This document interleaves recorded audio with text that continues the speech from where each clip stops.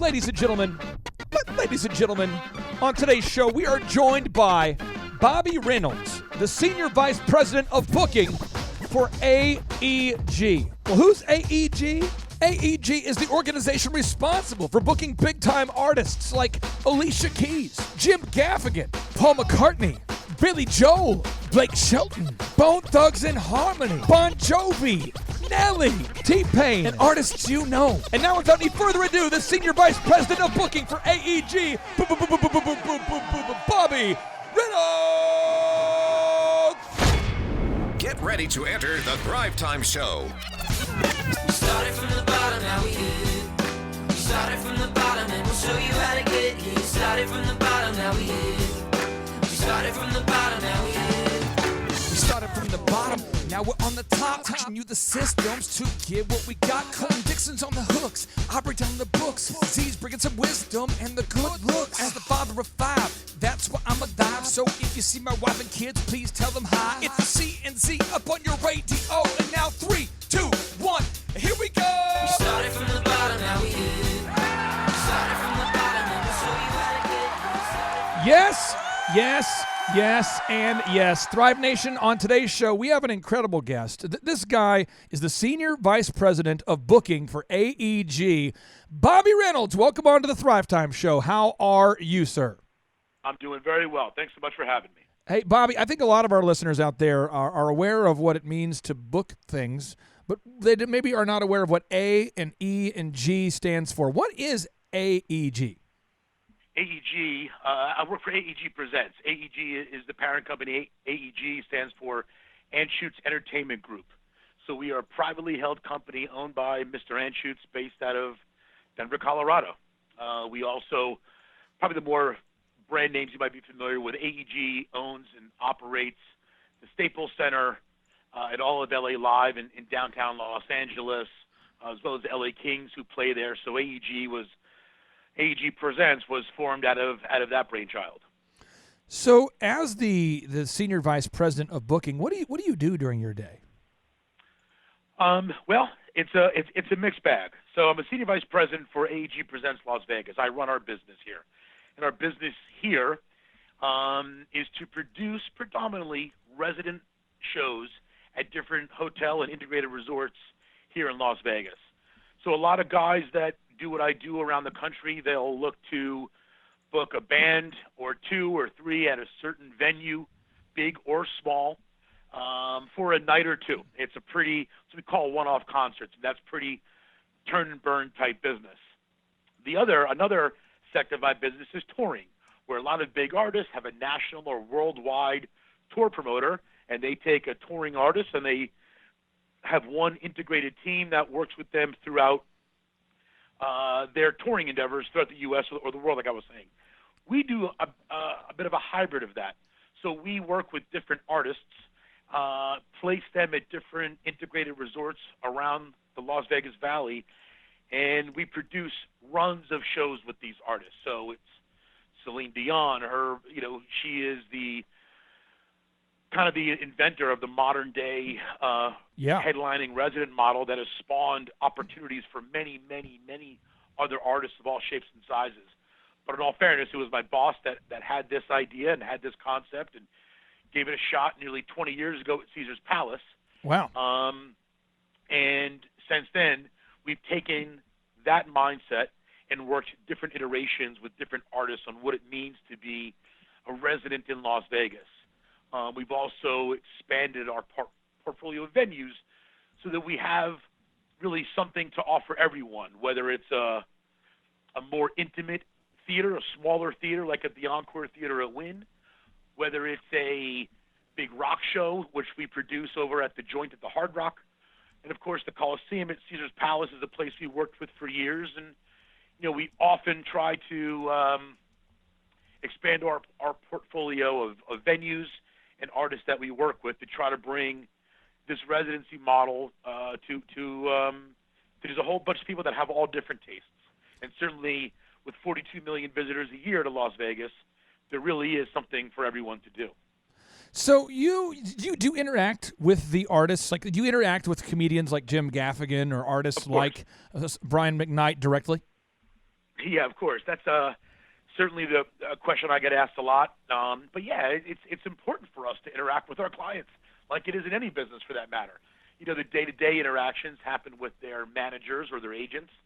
But when the artist is our guest at one of our partners' hotels, of course we interact with them. We want to make sure they're having a good time, that their rooms are good, that the food is good, that they, on an off night, have tickets to go see a show they want to go see. If their families are in town, what are they doing? How can we give them a better experience? That's our meat and potatoes. So we need to make sure those artists are happy and taken care of and looked after. I am not going to ask you for any questions that you can't answer, obviously. But with you work with so many big personalities. Is there a certain personality that strikes you as being the funniest person, the funniest comedian, the funniest person where you've just thought to yourself, I cannot stop laughing right now, even though I'm trying to be serious. This person is so funny. That's a really good question. Look, the comedians that we work with, and the other question I get asked, who is the most difficult artist you work with? People want to hear those things. I would say the artists that we work with, these are proven artists, whether they're comedians, whether they're in bands or singers. These are proven people, and they've been around it for a long time. In my opinion, the two comedians that really make me laugh a ton, Sebastian Maniscalco and Jim Gaffigan. Those are two artists that we do residencies with at the Wynn, at the Encore Theater at the Wynn. And there's just something about those two guys, and I might even throw Joe Coy into that mix. It just seems like whatever they say is funny. They just have a way of delivering. You know, they're not trying to be serious, and I'm laughing at them, but we're having a conversation. They say something, and you just can't help but to laugh. They just have a real comedic way about speaking and presenting themselves that it's clear how they became comedians because it comes so natural to them. What is your favorite sports team in the NFL? Do you have a favorite team? Yeah, you know what? I grew up in New York, and my favorite sports team is the Raiders. Do you remember Jim Mora, the coach of the Saints? Do you remember that guy, Jim Mora? Yeah, of course. One thing about him that was so funny is that whenever he was trying not to be funny, he was at his funniest. I don't know if you remember the sound clip, but this is Jim Mora. Playoffs? Don't talk about it. Playoffs? You kidding me? Absolutely. Playoffs? I just hope we can win a game. And he's like furious, and he's trying to be serious. And every time he gets that and Allen Iverson talking about practicing are probably the two most famous sports clips. Yeah. Okay. So now you have obviously done. You've worked super hard to get where you are, and you've had some awesome opportunities that I believe you've created as a result of that work ethic. Tell us how you started out, man. Tell us your story. We love to talk about from the bottom to the top. Where was your bottom? Where did you start? Yeah. So I was born and raised just outside of New York City, and at 17 years old, the guy that I knew, a friend of my family, they bought a nightclub in Midtown Manhattan called the Ritz. And I definitely wasn't young enough to be in there. I wasn't young enough to drive into the city from where I grew up.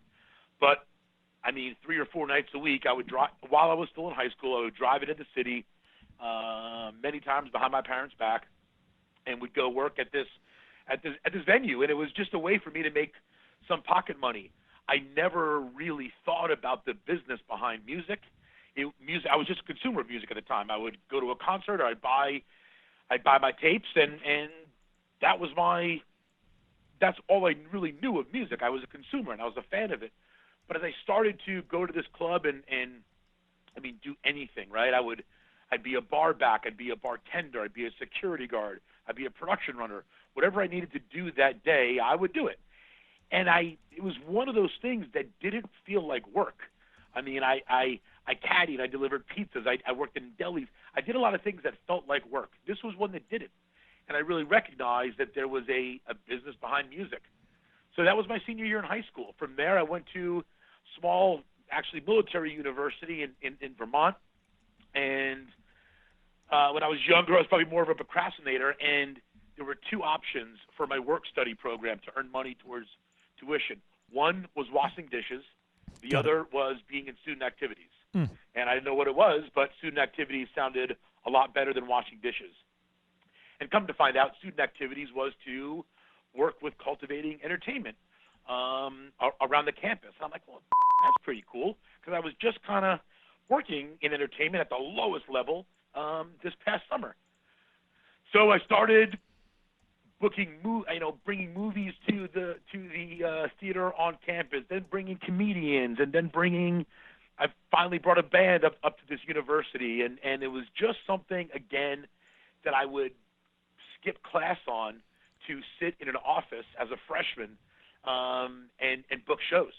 And that was really my education. That's, I think, really where I knew there was a business behind doing live events. After that, after college, I interned at a booking agency, and then got a job working for, at the time, this tiny little company called House of Blues, which was, I think, building their 4th venue in the U.S. at the time in Myrtle Beach, South Carolina. Yeah. And I moved down there and went to go work for House of Blues. And, that was over 20 years ago now. And since then, that company is, blown up. They got bought by Live Nation, and, that company's changed a lot. But that was kind of the early steps that I took towards this career. When you go to aegpresents.com and you check out, aegpresents.com, and you click on artists, I have a conspiracy theory, kind of an Illuminati theory here. It looks as though you've basically just taken the names of every person that everyone knows, and that's who you work with. Alicia Keys, Alice Cooper, and we're just on the A's, by the way. We're going into and I'm skipping on Alison Krauss. You go, Amy Grant. This is just on the A's, folks. And if we keep going, it's going, have you booked everybody? It seems like, who's the artist, and I'm not asking for your favorite artist. I'm just asking, who's the artist where you met them and you said to yourself, again, Bad Company, we're talking about, just unbelievable. Who's the artist that you met with where you thought to yourself, what am I doing? This is awesome. Well, probably the pinch me moment that I had was working with Paul McCartney. Oh. He was in this little band called the Beatles way back when. Right. And we opened up the Joint at the Hard Rock Hotel and Casino is one of our clients. And opening week, we had the Killers, Paul McCartney, Bon Jovi, and Kenny Chesney. No, you didn't. Oh, that is sick. That is so getting good. to being in a dressing room, but the size of my office, and sitting in there with Paul and his agent and some of the executives from the Hard Rock and my bosses, that was definitely one of those, man, what am I doing here? This is over my head. I got a funny story for you. When I went to college at Oral Roberts University, the guy who lived across the hall from me and who got to be a good friend of mine, his name is Ryan Tedder. And he's now obviously the front man for the group One Republic. And I remember him saying that he was going to write a song someday for U2 and Paul McCartney. He was going to do it. And now if you Google search Ryan Tedder, he's won Grammys and written for Taylor Swift and McCartney, and there's just so many huge artists that he's written for. Have you kind of made a list of people that you're going, I will book them for AEG? It's going to happen. Yeah, do you have that list? List going. I'm sure it'll all come to fruition one day, but I don't spend a lot of time chasing those things down. I spend a lot of time focusing on the tasks at hand. Got it. And focus on the things in front of me. Otherwise, you just get caught up in a little too much personal taste and maybe cut the wrong deal. But I'm super satisfied with the artists that we work with. It's crazy. Nelly. Now, by the way, are you a master cold caller? Are you the master of cold calling?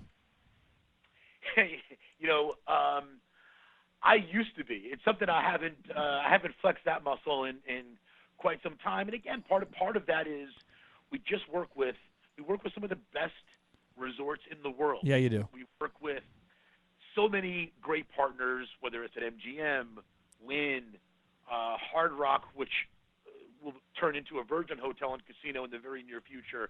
All these different places in Las Vegas that stand for excellence and have their own niche, right? So the Hard Rock is the rock and roll place, and Wynn is the very sophisticated, high-end type feel, and all of our partners play a different role. What I don't spend much time doing anymore is working with small acts and in small rooms. It's something that I did earlier in my career. But you want to do it again. Your guy at House of Blues, I would do a lot of calling and trying to get this band in or that band in or things like that. Oftentimes, I'll get bands cold calling me. So when someone wants to get booked and they see my name in the paper or hear my name somewhere and they give me a call and try to get in. I think some people are probably dismissive of those folks, but I certainly remember when I was the guy on the other side of that call, and I always take their calls and try to give them good advice, or if they sound great, then I try to work with them. You know, there's something kind of sexy about cold calling. I mean, don't you really? I mean, in a secret, time. dark place of your soul, don't you want to just pick up the phone and cold call some people tonight? Yeah, I mean that's like it's one of those things where when I was younger, I was never intimidated by doing it. I think it was just part of my personality, and I actually liked it. You know, I know. It was something that was fun. I like it. Again, we have so much stuff going on right here that is the task at hand. Cold calling is something I don't do much anymore. Oh, but man. if I ever had to do it again, I think I'm pretty sure I would jump right back into it with ease. I feel like you guys at AEG should have a cold calling Olympics over there at the Win Encore, and you get your best guys who are now at the top, who used to start off at the bottom, and you guys cold call and see who can close the deal first. That I would pay to watch that show. Now at the Win, that would be a pretty good reality show, actually, right? I'm serious. The art of the cold call. Now the Win Encore Theater recently was recognized for doing some incredible stuff, being one of the top 10 highest grossing venues globally in 2019, under 5,000 seats. And you guys bring the artists in there. Am I correct? Yeah. So we have a deal with the Win, and super cool. Exclusively bring the artists in there, which means we are the promoters that the Win chooses to work with. And awesome. It was a relationship that started a few years ago with Mr. Win himself, and has continued to flourish. The most impressive thing about that, a venue under 5,000 in capacity, to be the 10th in the world, it's amazing. It's an incredible accolade. Yeah. And you know, me and my team and the team over at the Win all deserve some praise on that. But when you think about the Win, the Encore Theater only has 1,480 seats. So there are many, many, many other theaters that are between 1,500 and 5,000 that didn't make that list. So, I mean, this next comment is certainly not a scientific one, but we'd be the highest grossing theater in the world under 2,000 or 3,000 capacity. If I'm not mistaken, under 4,000 capacity too. So we're working with a much, much less significant capacity, and truly through the efforts of my team and the brand recognition over at the Win, just the way you get treated there. Things at the Win just are a little bit more expensive. Drinks are more expensive, food's more expensive, rooms are more expensive, concert tickets are more expensive. Why is that? Well, because when you go there, you get treated impeccably well. The service is great. It's clean. It's not smoky. Everyone, all the staff is very welcoming and want to help you. People in Las Vegas will pay more money for a good experience. Yeah, they will. We've proven that. And we do it in a really, really top-notch way. And I don't mean we're pretty good at it. I mean we are the best in the world at it.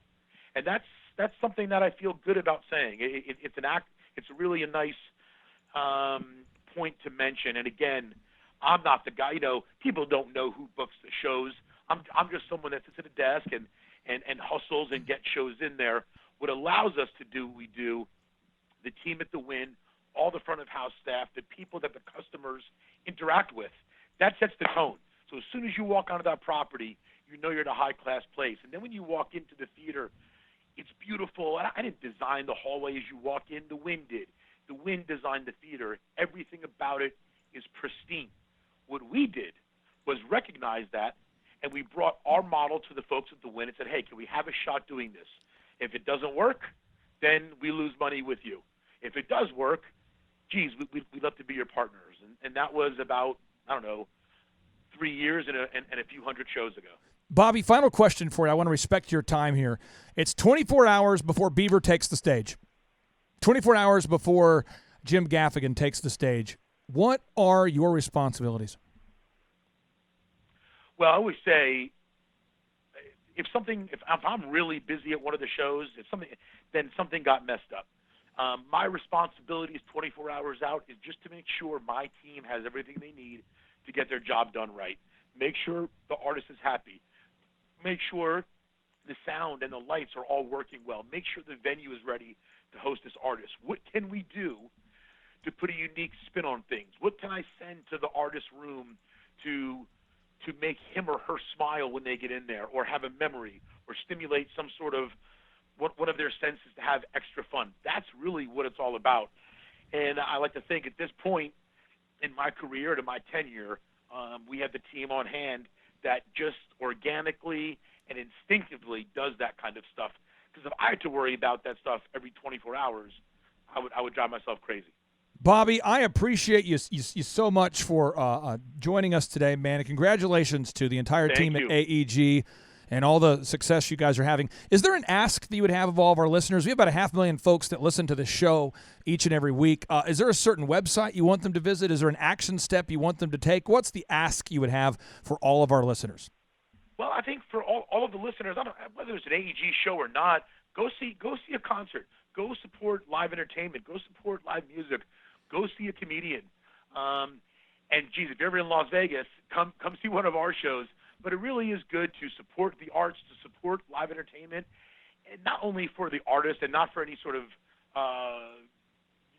philanthropic endeavor, but to go have a good night out with your buddies or a good night out with your better half and go make some memories. I 100% agree. Bobby, I thank you for your time. I hope you have a great rest of your day. Great, you too. Thanks so much. And now, without any further ado, 3, 2, 1, boom! What if you could gain access to download each and every book that I've ever written for free? Well, that'd be terrible, because I don't like you. Okay, we're making a big assumption here. But assuming that you do like me and you like the Thrive Time Show, you can now go to thrivetimeshow.com/free-resources. That's thrivetimeshow.com/free-resources to download each and every book that I've ever written for free. You can download the ebook version of each and every book that I've ever written for free. Clay, I just want to chime in here real quick. I don't like you or capitalism. I feel like we should all get free stuff. Well, I am in the process of explaining where you can get free stuff. And you can now also download all the helpful infographics. There's infographics on Firing 101, the perfect hiring system, the principles from Ray Dalio, Internet Marketing 101, the Lead Bin Management System, Managing Humans 101, Logo Creation 101, Why Google Loves WordPress, Time Management 101. We also have an incredible infographic about the importance of calling your leads often, because the average person no longer answers their phone unless they are called multiple times and unless they receive a text from you. We also have the importance of File Nomenclature 101, Sales Lead Conversion 101, and much, much more. And it's all available for you to download for free right now by going to thrivetimeshow.com. Are you suggesting that I should have to move my body? Yes. This is for free. Isn't there a way you could just beam it? I mean, why do I have to move my body? Because typing causes me anxiety. Whatever. Which is why I would never go to thrivetimeshow.com. Come on. /free-resources. I would never go to thrivetimeshow.com /free-resources. All right, let me clarify. If you have the capacity to move your fingers, go to thrivetimeshow.com /free-resources to download an ebook version of every single Amazon best-selling book I've ever written and all the infographics that have the power to change your life.